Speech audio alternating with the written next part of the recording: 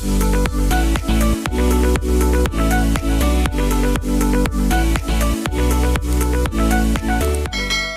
nyo, ang galing dito sa Dr. A. Santos Station. Meron na silang coffee hub, kainan. Ayan o. Ayan ang rates dito sa LRT.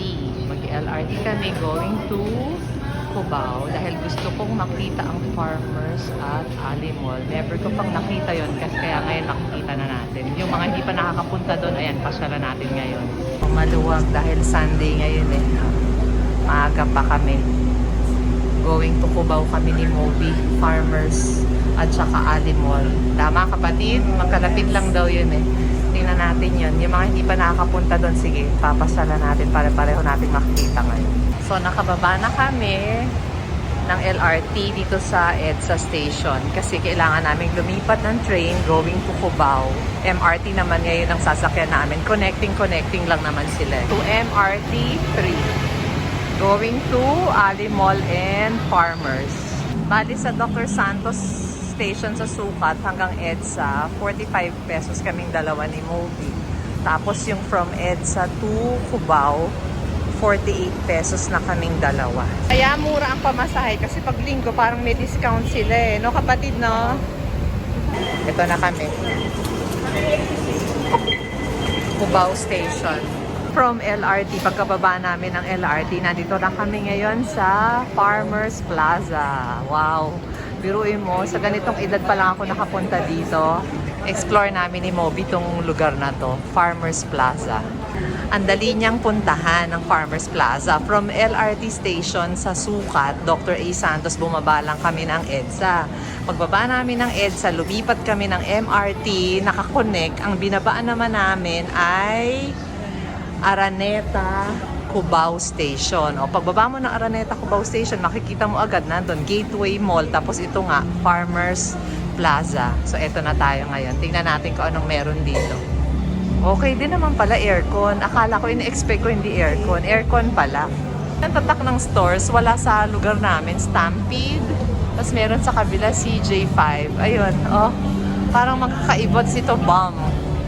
Okay parang medyo iba nga siya. Tingnan natin. Ito ang mga brands na nandito. Mumuso, may Dairy Queen, US Polo. Ayun, meron.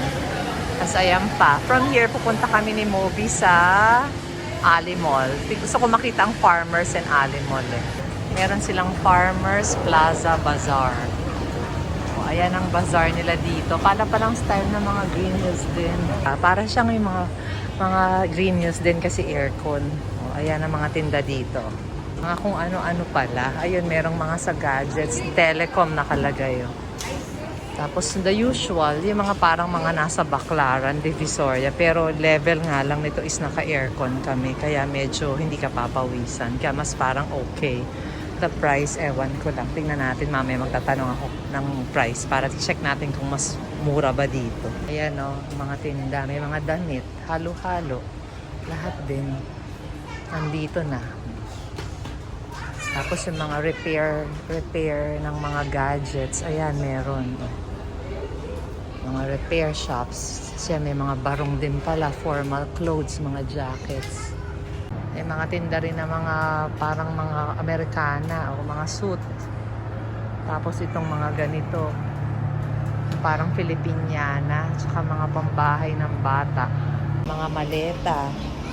Kompleto rin ano kapatid. Parang yung mga style ng Baclaran, Divisoria, Farmers Plaza. Malaki din naman pala siya. Pero ang tinda niya is meron siyang bazaar na area yung sa taas. Parang pinakataas na yata itong sa bazaar. Pero ayan o sa baba. May mga iba't ibang brands na parang wala sa area namin sa south. Parang iba yung mga brands nila dito. Mga bago sa paningin ko. Ang marami dito tong sa Telecom. Yung mga repair stores. Ayan o. Ito pa, more tinda. More tinda dito sa Farmers. Wala naman akong maitanong. Hindi ko alam kung ano itatanong ko. Ito gusto ko to pero red. Para pagpunta ko ng Disneyland, talagang pupunta ba ako? Ito, tindahan ng guitar. Antaray, o diba? Kung kailangan nyo ng ganyang katinding costume, meron dito. Yan. Ganyan ang mga tinda. Dito may mga wigs pa, Pang costume nga kapatid, ang tindi ng costume dun sa dulo, oh. Pang kailangan pala rin sa United Nations, yung UN na event sa school, dito marami. 1.5 daw yung mga ganyan. Ito, 1.5. Kaso paggagamit, isang gamit lang, no? Hindi naman ako magsi-State of the Nation address. Tapos na kami umikot sa bazaar. Tingnan natin yung ibang levels nila kung anong meron. O, ito, pagbaba mo ng escalator, meron agad DQ. DQ. Tapos meron itong isang restaurant dito na Japanese. Ayan. So, ito ang mga brands dito sa... Ang pangalan nito? Farmers Plaza. Ayan, Lee. May Lee, may World Balance. Tapos, ayan. May mga booth na mga kung ano-ano yung mga pop-up store ba ta? Ayan, Tala. Yung Tala. Na sikat na mga sa bagets. Sikat yan sa mga bagets eh, Tala. Si Mika parang may mga ganyan eh. Ayan, Peak Sports. Peak Sports. Tapos, ano pa ba? Ayun, may pay toilet sila. Pay toilet. Tapos ito, Oxygen. Peak outlet pala to. So, baka mas mura. Tapos ito, may kainan. Ayan, meron dito mga kainan. Ayan. Ito, naiiba. Mga kainan nila naiiba. Parang wala sa atin. Alam niya, parang wala ako sa Pilipinas. Ang mga kainan nila wala sa lugar namin. Oh, ewan ko lang, hindi ako sure. Pero yan, Golden Noodle House, wala sa amin yan. TFF, wala. Yung Kaisi Cafe, wala rin yan. Tsaka marami pang ibang tatak dito na wala sa amin. From Farmers Plaza, eto na kami sa Ali Mall. Ayan ang susunod namin pupuntahan kasi hindi ko pa rin napupuntahan yung mall na yan. Lumang-luma na. Hindi ko pa napupuntahan. Ayan o. Ito ang SM pala. SM Cubao to kapatid. Ayan ang SM Cubao. Ayan ang Ali Mall. Alam mo, ginagawa ko to para rin sa mga taga-ibang bansa. Kasi meron din ako nanonood kahit papaano ng mga taga-ibang bansa. At saka natutuwa silang maalala yung mga dati nilang lugar dito sa Pilipinas. Kaya diba, nakakatuwa pag may nagko-comment at nag-message sa akin ng ganon. Alam mo, kapatid, kung hindi pa ako nag-vlog, hindi ko pa mapupuntahan to mga to. Kaya ako lang talaga rin siya pinupuntahan para minsan sa mga nagsasabi na puntahan yung ganito, puntahan yung ganon. Kasi nga naman yung mga taga nasa ibang lugar na ang tatagal na sa ibang bansa, ang taga nilang hindi nakakauwi. Pag nakikita nila yung mga ganitong lugar, natutuwa sila. Kasi naalala nila yung mga dati nila nung araw, di ba? So eto na kami ngayon sa Ali Mall. Papasok kami sa loob. Ayan, may Jerry's Grill, may Pepper Lunch, may Savory. Saka maraming restaurants dito for sure. Tapos ayan ang SM oh.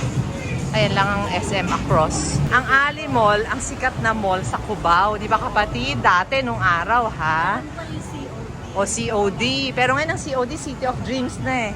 Wala na yung totoong COD eh. Di ba doon yung parang may mga show-show pa pag Pasko? Ayan, may Tokyo, may Starbucks, may Maxis. Ayun na nakikita ko. So eto, paakyat na kami.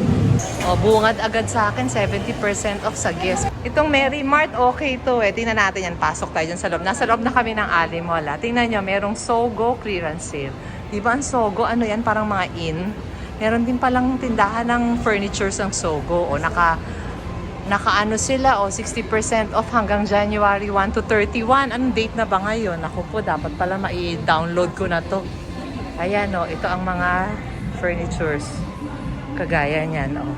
Sofas, dining, beds, mattresses, office na furnitures. Ayan, yung mga yan. So, meron din pala dito. Ayan, Sogo. Oh, di ba? Meron ng Sogo. Ito clearance sale, oh. 22,000 na lang from 27,000. Oh. 4,000 lang, oh. Ito. For 195. Tingnan nyo tong black. Maganda, oh.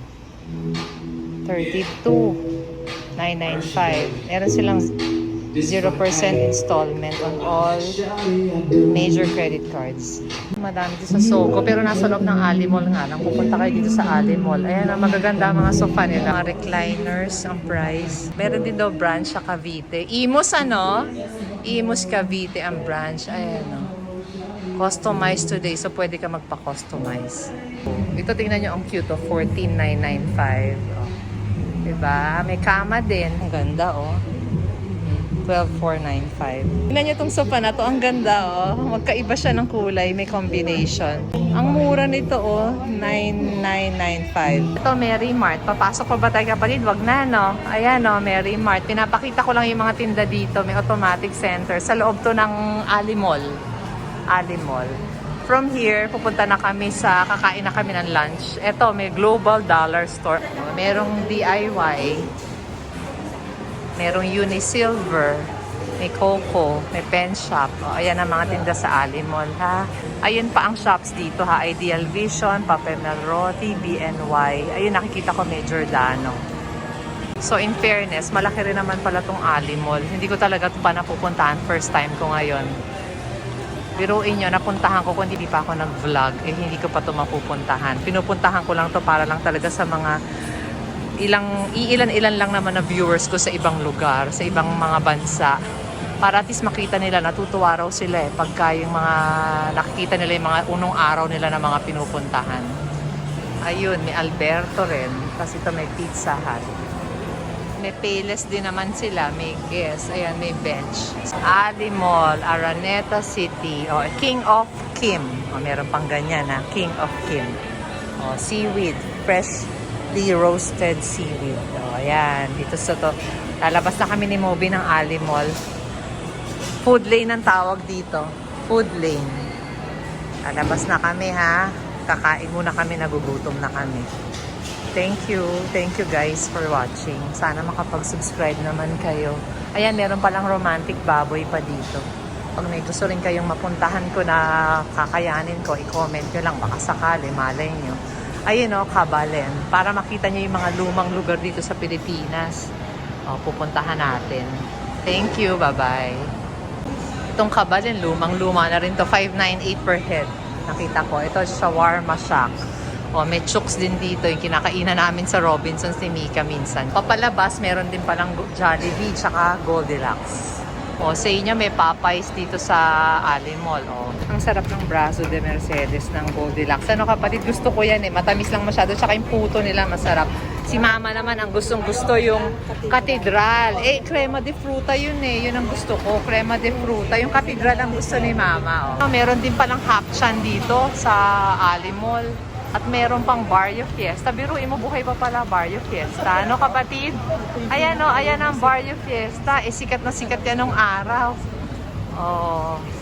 Kaya nga, ayan, may Barrio Fiesta pa dito sa Ali Mall. So kung nag-crave kayo sa Barrio Fiesta, ayan, meron dito, punta kayo sa Ali Mall. Actually, kahit na taga-south ka, madali na ngayong puntahan tong mga lugar na to kahit wala kang dalang kotse. Kasi yung LRT, napaka-convenient. Punta ka lang sa, kung taga Parañaque ka or taga Las Piñas ka or taga Alabang, punta ka sa Sukat, yung Dr. A. Santos na station sa Parañaque, sa Sukat. Sakay ka lang doon ng LRT, baba ka sa EDSA. Pagbaba mo na EDSA, lipat ka ng MRT. Pagsakay mo ng, kasi nakakonect lang naman, di ba kapatid? Tapos sa MRT, ang bababaan mo, Araneta, Cubao. So ito, pagbaba mo, Gateway Mall na, makikita mo na. Tapos yung Gateway Mall, tabi-tabi na lang rin yun. Ali Mall, Farmers, tsaka yung pinuntahan ko kanina na Game Park, Fiesta Carnival. O, nandun ka na kaagad, ang bilis. Walang kahirap-hirap. Ako nga, hindi kami nahirapan. Ang mura pa ng pamasahe. Hindi ka pa mamamroblema sa parking kasi hindi ka pa nagmamadali. Kasi hindi mo iisipin na traffic kasi naka-LRT ka naman eh. So, ang bilis lang talaga. Kami ni Moby parang 30 minutes ba nakarating na tayo dito? Yeah, parang in 30 minutes nandito na kami sa Cubao.